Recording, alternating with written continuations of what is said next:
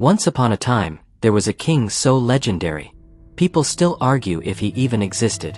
He pulled a sword from a stone, ruled all of Britain, had a wizard for a best friend, and his wife ran off with his best knight. Sounds epic, right? Yeah. Until you realize, it absolutely sucked to be him. Welcome to the Curious Tome, where we make history slightly less tragic, and a lot more entertaining.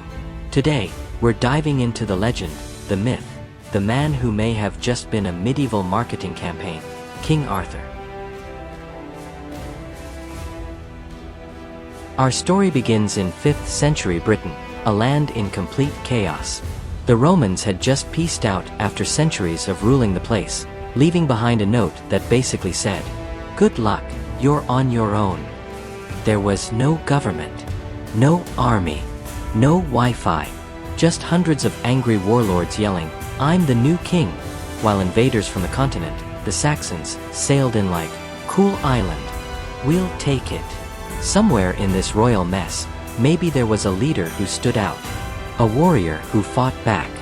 Nobody really knew his name, so centuries later, storytellers just said, "Yeah, let's call him Arthur." Problem solved.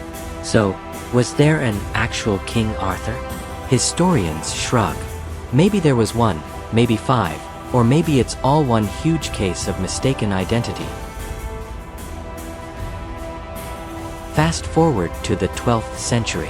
A Welsh cleric named Geoffrey of Monmouth decides to spice up British history with his new book, The History of the Kings of Britain. It had everything: battles, magic, romance, betrayal, basically the Game of Thrones of its time. There was just one tiny problem. Geoffrey made the whole thing up. He invented Merlin, Excalibur, the Lady of the Lake, all of it. And medieval readers loved it.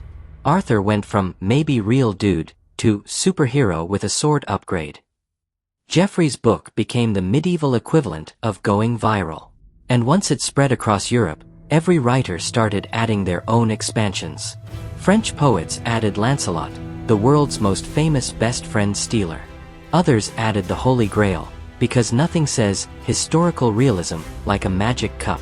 Soon, Arthur's world had knights, quests, doomed love stories, and a wizard doing part-time life coaching. Basically, the lore exploded. Okay, so Arthur sounds like the ultimate hero: shiny armor, loyal knights, magical sword. But let's be real. Being Arthur was a nightmare. Problem number 1. His kingdom was always on fire.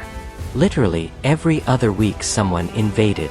Saxons, Picts, Vikings. It was like the world's worst calendar of destruction. He couldn't even take a lunch break without someone yelling, "Your Majesty, the North is on fire again." Problem number 2. His best friend betrayed him. Lancelot, the knight everyone admired. Until he fell in love with Queen Guinevere, Arthur's wife. Congratulations, Arthur. You've unlocked the medieval betrayal combo pack. Problem number 3. His family was complicated. His son, or in some versions, his nephew, Mordred, eventually tried to kill him. You think your family drama is bad? Arthur's was literally fatal. Problem number 4. He dies horribly. In the final battle, Mordred stabs him. Arthur mortally wounds him back, gets carried off to the mysterious island of Avalon. And that's it. He's gone. The end. Except, not really. Because Arthur never stays dead. For centuries, people kept bringing him back, as a hero, a king, a symbol of hope. The Victorians made him a role model for honor and virtue. Hollywood made him a romantic heartthrob. And modern pop culture? We turned him into memes and movie franchises. Arthur is the comeback king. The man's had more reboots than Spider-Man. Why? Because Arthur's story isn't really about Arthur. It's about us, about what every generation wants to believe. That there's a noble leader out there somewhere, waiting to return when the world falls apart.